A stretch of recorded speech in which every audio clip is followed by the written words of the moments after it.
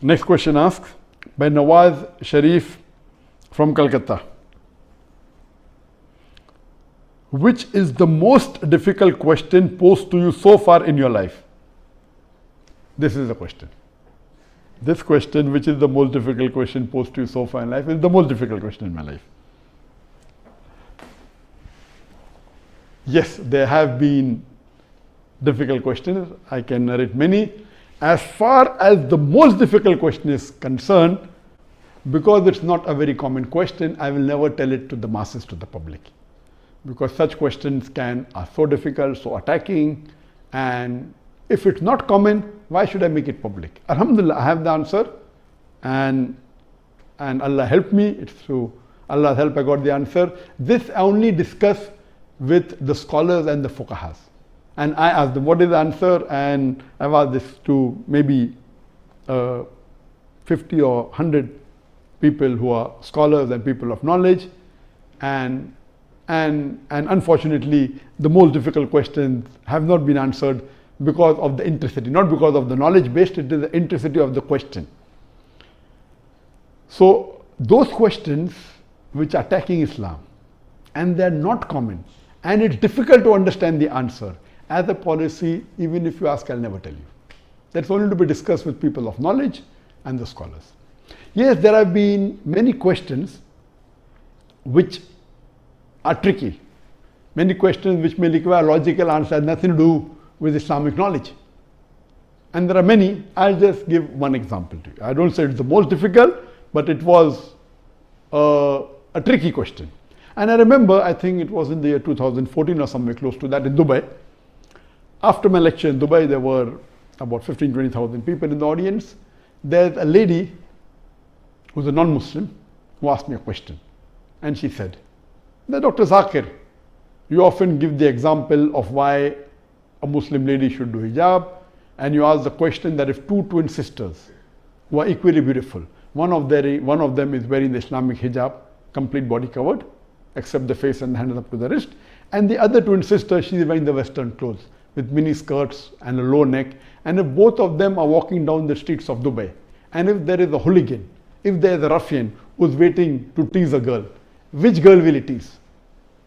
And you ask this question. And yes, I have given this example and I've asked this question since the early 90s when I gave the talk of women's rights in Islam the first time in 1993. Since this time I'm asking a question. And I've asked this question in public forum that which girl will you tease? And always the answer has been, but natural, the girl wearing the Western clothes in mini skirt or low neck because she's attracting. And for 20 years, the answer has been same. Now this lady comes up and she repeats the question, but she says that according to me, the girl wearing the Islamic hijab would be teased. I said, why? She said, because the man would like to know what is behind the clothes. That's why he will tease the girl wearing the Islamic hijab. And my daughter who was in the audience, she said, now Abba is trapped. My father is trapped. And I was taken aback that this was never answered. So what I say, these type of replies are mainly devilish replies to try and trap. But Alhamdulillah, in such situation, Allah is the one who always helps. I got up and I said, okay, sister has asked a very good question, and I continued the question. And I said, though I disagree. So this was a question asked, now hear my answer. I said, I disagree with your answer. It's an illogical answer. But if you agree that your answer is correct, then why are you wearing clothes?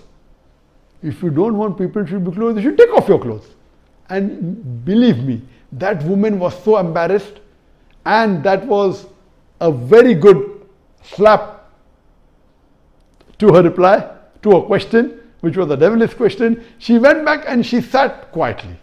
So these types of questions by non-Muslims who come to attack you, it has got nothing to do with Islam.